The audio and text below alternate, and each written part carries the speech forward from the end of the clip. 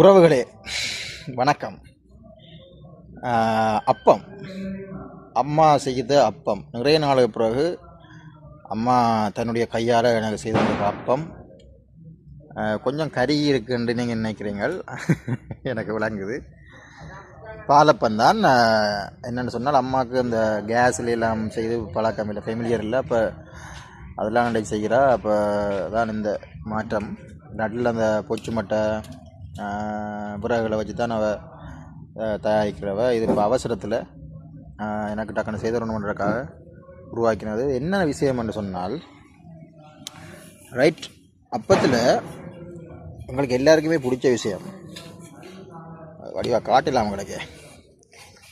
வேறுங்க இதில் சைக்கிளில் இருக்குமில்ல, ரைட், இங்கே அப்போ சுடுது ஒரு பக்கம், ரைட், இந்த இருக்குது இது, ரைட், அந்த மாதிரி இருக்கும், நைஸ் மாதிரி இருக்கும்.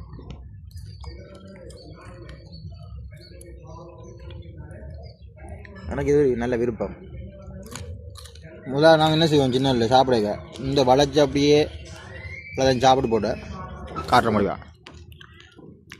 அப்படியே ரவுண்டாக அப்படியே அந்த இதை பிச்சு சாப்பிட்டு போட்டு, ரைட், பிறகுதான் அந்த நடுவில் இருக்கிறத சாப்பிட்றது.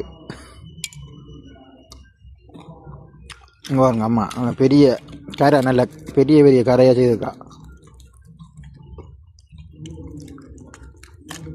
பப்படம் மாதிரி இருக்கு. நீங்கள் பார்த்தீங்களா, கடையில் வேண்ட நைஸ் என்ன, இதுதான் நைஸ் உண்மையாகவே.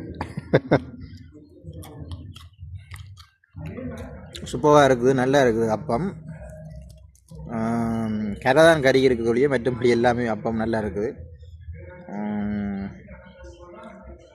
நீங்களும் இப்படி என்ன அனுபவம் இருக்குமென்னு சொன்னால் கமெண்ட்ஸில் சொல்லுங்கள்.